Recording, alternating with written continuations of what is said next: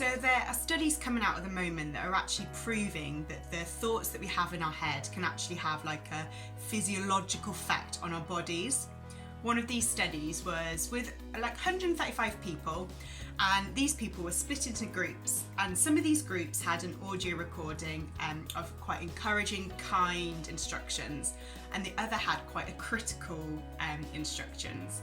And not surprisingly really, but we did find that those who were kind of given the kind instructions had lower blood pressure and they had a lower sweat response, which goes to show really that the kind of talk that we give ourselves can actually impact on our stress response.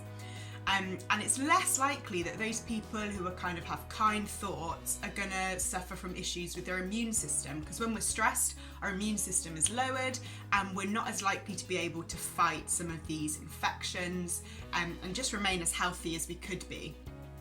Another study was done on just over 800 people who were completing physiotherapy for shoulder pain. And as expected, when kind of comparing those who had high pain at baseline, they were more likely to have higher pain at 6 months.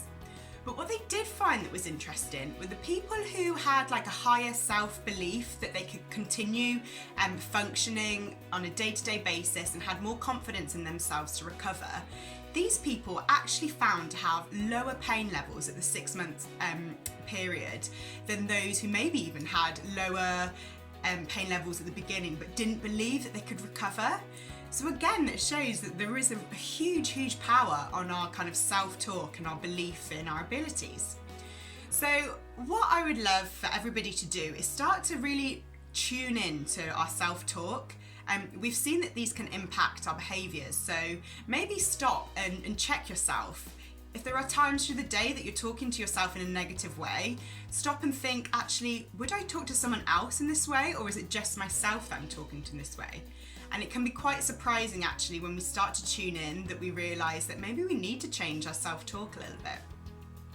Another thing we can do is slowly start to introduce positive self-talk.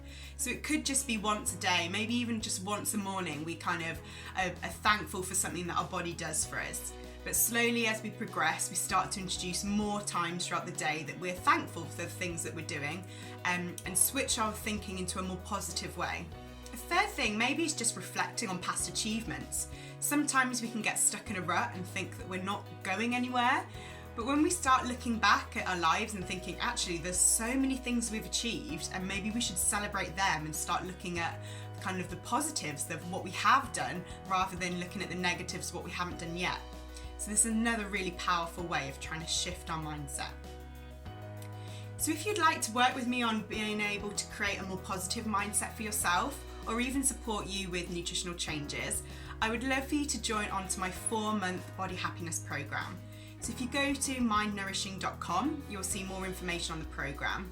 But just for £10 every week, I'll be able to support you for 4 months to create a healthier and happier future for yourselves. So thank you for checking in, and I'll hopefully work with you soon.